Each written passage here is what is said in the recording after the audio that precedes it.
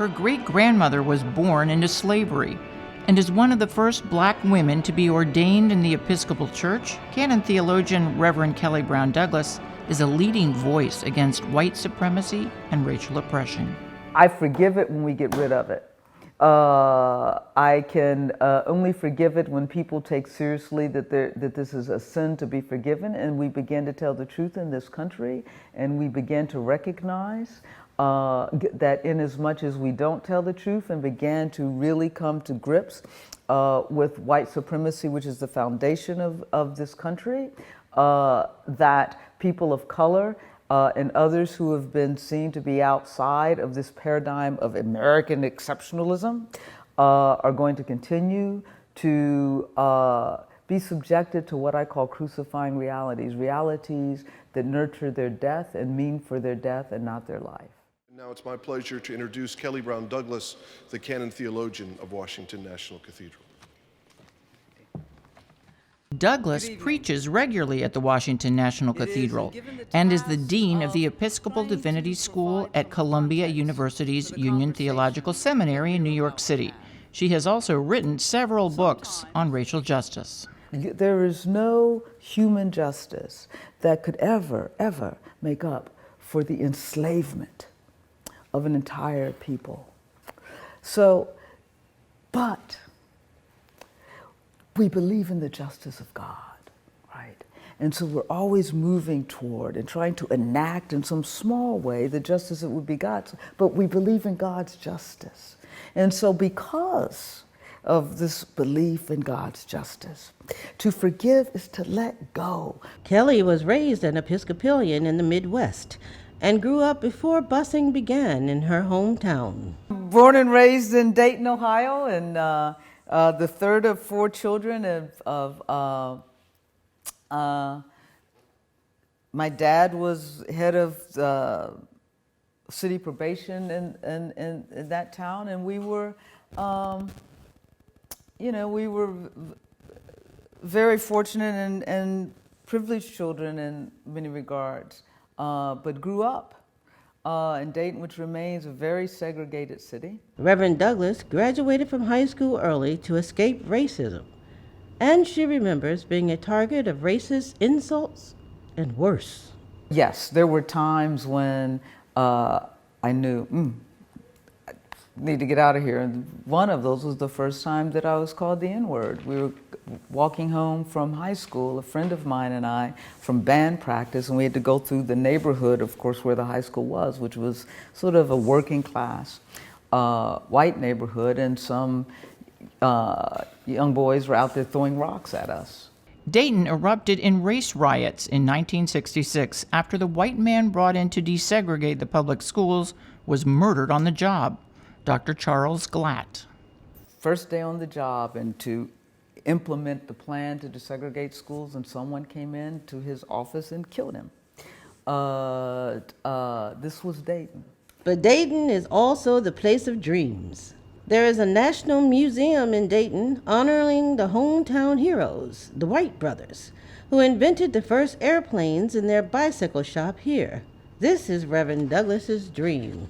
Imagine that if instead of competing with one another as though there are not resources enough, or as if some are entitled to live while others are not, imagine if we collaborated with one another, using our knowledge and our skills to share the abundant resources that God has provided, so that all of God's children have a chance to grow into the fullness of whomever it is that God has created them to be. Douglas hopes that more educational opportunities will help more children realize their full potential. So we have an increasing education gap, if you will. And of course we see what that means from the beginning in terms of not even being able to go to college. But you also have a technology gap, right? And so how do we close that gap? You've got children that don't have access to the basics of computers, etc. In speaking up for racial justice, she joined other cathedral leaders in a protest statement calling out President Trump, about his criticism of a congressional leader and rats in Baltimore. First of all, I responded as a mother. I have a son that lives in Baltimore. He's not a rodent, he's a human being. And so I said, I have a responsibility to say something as a mother about that. And I'm a faith leader. At the Washington National Cathedral, this is a place that has been a spiritual center for people in this country in times of grief, in times of crises, in times of celebration. We have to set an example to a higher standard. And so it's time for us to not only expect more from the leaders of our nation, but to expect more from ourselves. Setting an example, she says, means expanding our social circles. 75% of white Americans don't have a person of color in their intimate social circle. 2/3 of white Americans. And she says, the Episcopal Church itself needs to address its own history and improve outreach to people of color. We need to own the times when we've not been church. We need to talk about where we were and where we've been in this struggle for racial justice, and our silence isn't that's sinful. Reverend Douglas says more Episcopalians need to answer the call of Episcopal Presiding Bishop Michael Curry for a beloved community to work together for healing changes. Where we truly have to decide who we want to be, not simply as a nation, but as a people. Now, I think that faith communities have a special responsibility because we are the only ones that, by definition, are not accountable to the way things are.